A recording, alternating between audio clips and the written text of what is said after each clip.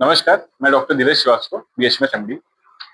जैसा कि होम्योपैथी की बात है, होम्योपैथी में अक्सर लोग कहते हैं कि एक्यूट डिजीज में उतना अच्छा काम नहीं करती या फिर लेट काम करती है और क्रॉनिक डिजीज जैसे पुरानी बीमारियां आ गई हों, जो आ रही हों, जो बहुत जटिल हो, बहुत समय से आ रही हों, हो रही हों किसी भी मरीज को, तो उसमें बहुत अच्छा काम करती है।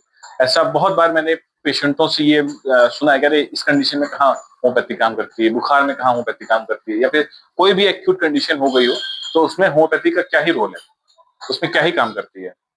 तो आज ये वीडियो उस टॉपिक से रिलेटेड है कि होम्योपैथी का एक्यूट कंडीशन में क्या रोल हो सकता है। क्रॉनिक में तो बहुत अच्छा रोल है, ये हर कोई जान रहा है कि हाँ, होम्योपैथी दवा किसी भी बीमारी को जड़ से ठीक कर सकती है, किसी भी जटिल रोग को परमानेंट ठीक कर सकती है, और कितना भी पुराना रोग हो उसको भी ठीक कर सकती है। लेकिन जो बीमारी 1-2 दिन, 4 दिन, 5 दिन में हो रही हो, या फिर सडन किसी कॉज की वजह से हो रही है, उसमें होम्योपैथी का क्या रोल है, और उस कंडीशन में होम्योपैथी आदमी क्यों नहीं तुरंत एडवाइस करता है या तुरंत क्यों नहीं लेता है, ये एक बड़ा मेजर कॉज है। पहला कंडीशन ये है कि एक्यूट कंडीशन अपने में ही एक 4-5 क्वेश्चन लेके आता है। जैसे किसी को भी एक्यूट फीवर हो रहा हो तो उसका सबसे पहले कोई कॉज होगा तो ही वो हो रहा होगा, कुछ ना कुछ उसका इमीडिएट कॉज होगा जिसकी वजह से उसको फीवर हो रहा होगा।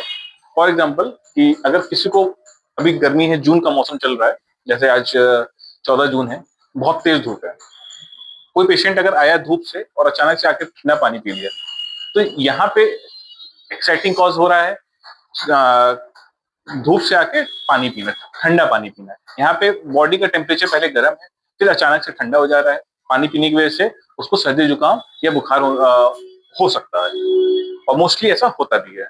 तो एक्यूट कंडीशन में, कोई भी एक्यूट कंडीशन हो रही है, उसके पीछे एक एक्साइटिंग कॉज या मेंटेनिंग कॉज, कोई ना कोई एक कॉज होगा जिसकी वजह से वो हो रहा होगा। जैसे एक एग्जांपल की बात करते हैं, मान लीजिए किसी भी कंडीशन में किसी को शॉक लग गया है। जैसे किसी को ये पता चले, ऐसे मेरे पास एक पेशेंट आया, तो मैं पेशेंट का एग्जांपल ले देता हूँ। एक पेशेंट आई थी, उन पेशेंट की उम्र लगभग लगभग 48 या 48 थी, और उनको शॉक था। मैंने पूछा उनसे क्या बात है, वो तो खैर कुछ बोल नहीं रही थी, तो उनके परिवार के सदस्य ने बताया कि इनकी जो बेटी है वो किसी के साथ भाग गई है, किसी के साथ, अपने बॉयफ्रेंड रहा होगा उसको कोई, तो उसके साथ वो चली गई थी, तो जिसकी वजह से इनको शॉक लगा है। तो ये शॉक इमोशनली डिस्टर्बेंस, आपके जो इमोशंस है उसके डिस्टर्बेंस होने की वजह से लगा है।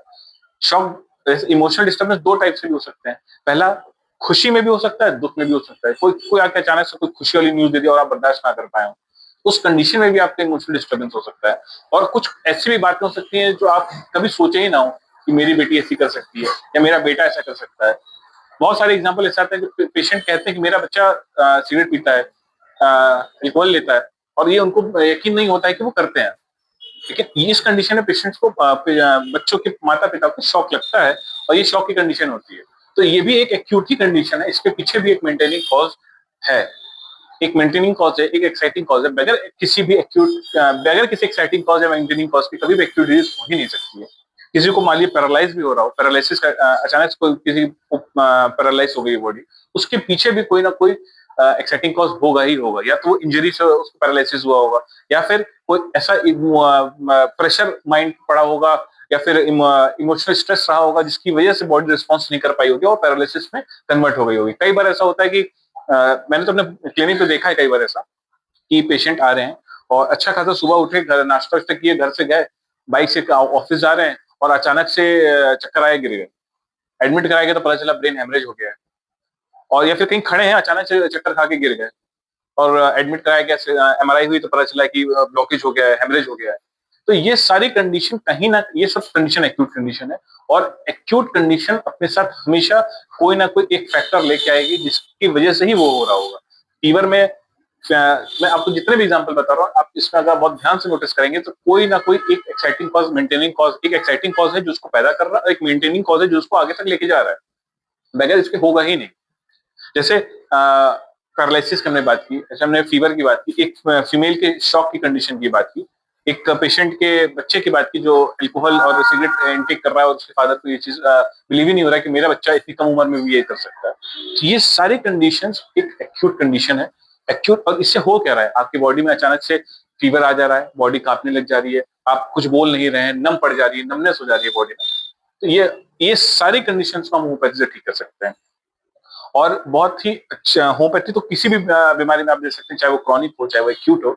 और एक्यूट इन सारी कंडीशंस में, या फिर इसको छोड़ के भी अगर कोई भी कंडीशन एक्यूट की हो रही हो, तो होम्योपैथी का बहुत लाजवाब रोल है। बस अपने हमको बेस्ट सिलेक्शन ऑफ मेडिसिन करनी है कि जो हमको सबसे ज्यादा सिमिलम मिल रहा हो पेशेंट से, जो हम हमारी मेडिसिन पेशेंट से सबसे सिमिलम किस वे में जा रही हो, जो सिम्टम्स हमारे मैच कर रहे हो, जो हमारे केस टेकिंग में आ रहा हो, और जो हमको उस टाइम पे सबसे बेस्ट लग रही हो वो हम दें। और देखिएगा पेशेंट बहुत अच्छी रिकवरी होती है एक्यूट कंडीशन। मैं तो बहुत एक्यूट कंडीशन में मेडिसिन दे रखा हूँ। मैं तो आगे पोस्ट करूंगा, अभी आप देखिएगा वीडियो, यहीं पे मैंने पेशेंट्स को 1 एम 10 एम की एक डोज दी हुई है, उसके बाद पेशेंट की रिकवरी हो रही है।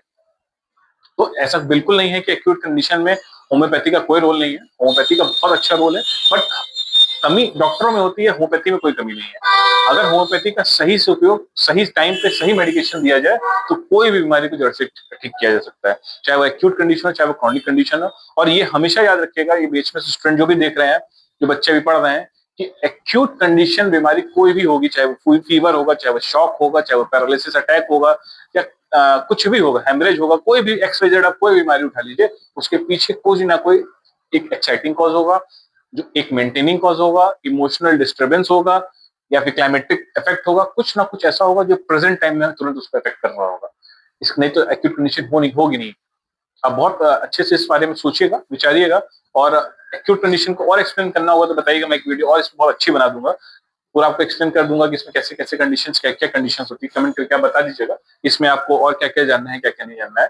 बट मोटा मोटा ये है कि एक्यूट कंडीशन जो एक हफ्ते से 2 से 4 दिन से लेकर एक हफ्ते 10 दिन तक की रहती है, ये बहुत अच्छे से होम्योपैथी से ट्रीट हो सकती है। और अगर हम थोड़ा सा फोकस होकर इस पर ध्यान दें, तो एक्यूट कंडीशंस के बहुत पेशेंट्स हैं जिनको बहुत अच्छे से रिजल्ट दे सकते हैं, और बहुत अच्छा होम्योपैथी का रिस्पॉन्स हो सकता है इसमें। बाकी ऐसे ही वीडियोस के लिए हमें सब्सक्राइब करिए, लाइक करिए, शेयर करिए। और किसी भी टॉपिक पे स्पेसिफिक वीडियो चाहिए, या फिर आपको कोई भी टॉपिक नहीं समझ में आ रहा हो, आपको उस पर वीडियो चाहिए, तो आप बताइए, मैं आपके लिए वीडियो उस पर्टिकुलर टॉपिक पे टाइम निकाल के बिल्कुल बना दूंगा, और आपको ताकि वो हेल्प हो सके।